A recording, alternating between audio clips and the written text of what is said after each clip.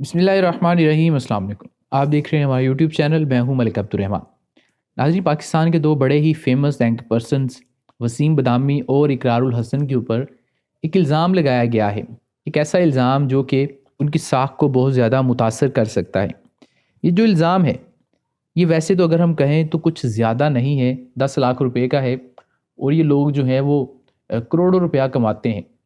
لیکن اس الزام میں اگر کوئی سچائی ہے تو یہ انتہائی شرمناک ہے، اور ان کو اس کے اوپر فوری طور پر جواب دینا چاہیے، اور جو بھی مس انڈرسٹینڈنگ ہے اس کو دور کرنا چاہیے۔ پاکستان کے ایک بڑے ہی فیمس اداکار جن کا نام ماجد جہانگیر ہے، جو کہ مزاحیہ پروگرام 50-50 کے اداکار ہیں، اور انہوں نے بڑے لمبے عرصے تک ٹیلی ویژن پہ کام کیا، وہ ان دنوں بہت زیادہ بیمار ہیں۔ انہوں نے معروف ٹی وی اینکر اقرار الحسن اور وسیم بدامی پر ایک انٹرویو میں یہ الزام لگایا ہے کہ ان دونوں نے ان کے نام پر کی گئی فنڈ ریزنگ ٹیلی تھون میں جمع ہونے والی 10 لاکھ روپے کی رقم ہڑپ کر لی ہے۔ ایک طرف اگر ہم دیکھیں تو یہ جو اداکار ہوتے ہیں یہ بڑی ہی لگژریس لائف گزارتے ہیں، لیکن جیسے ہی یہ ٹیلی ویژن سے پیچھے ہٹتے ہیں، ریٹائر ہو جاتے ہیں یا کسی وجہ سے چھوڑتے ہیں، تو اس کے بعد ان کا کوئی پرسان حال نہیں ہوتا۔ جیسا کہ یہ جو اداکار ہیں یہ اپنے بستر مرگ کے اوپر ہیں، اور ان کی حالت بہت زیادہ بری ہے، اور ایسے میں یہ کھلم کھلا یہ بات کا اعلان کر رہے ہیں، اور ایک انٹرویو میں یہ کہہ رہے ہیں، الزام لگا رہے ہیں کہ وسیم بدامی اور اقرار الحسن نے ان کے جو ہے وہ 10 لاکھ روپے کھائے ہیں۔ ماجد جہانگیر پچھلے کئی سالوں سے علیل ہیں، اور ان کے پاس رقم کی کمی کے باعث وہ علاج معالجے سے بھی قاصر ہیں۔ اسی وجہ سے انہوں نے اے آر وائی ڈیجیٹل پر ان کو مدعو کیا گیا تھا، اور ایک فنڈ ریزنگ ٹیلی تھون میں 10 لاکھ روپے کی رقم اداکار کے علاج کے لیے جمع ہوئی تھی۔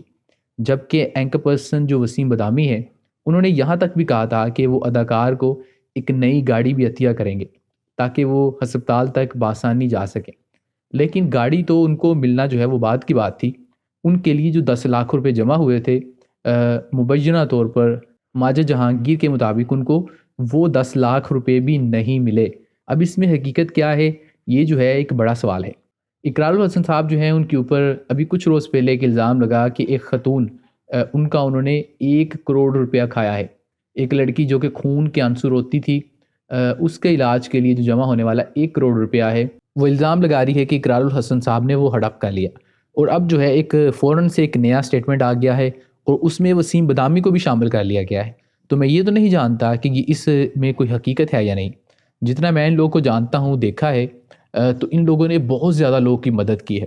اس کے اندر کوئی مس انڈرسٹینڈنگ ہو سکتی ہے، ہو سکتا ہے کہ وہ پیسہ کبھی بھی جمع نہ ہوا ہو، صرف کسی نے پلیج کیا ہو، بعد میں انہوں نے نہ دیا ہو، اس وجہ سے وہ کبھی بھی وہ پیسے جو ہے وہ ان کو نہیں مل سکے۔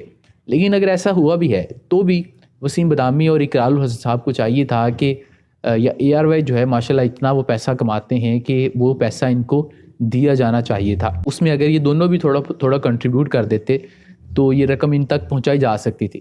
لیکن اگر انہوں نے ان کو رقم دی ہے، اس کے باوجود بھی وہ ایسا الزام لگا رہے ہیں، تو یہ بڑا ہی ان لائکلی ہے، کیونکہ وہ شخص اتنا زیادہ بیمار ہے، وہ کبھی بھی اس کی وفات ہو سکتی ہے، شدید علیل ہے۔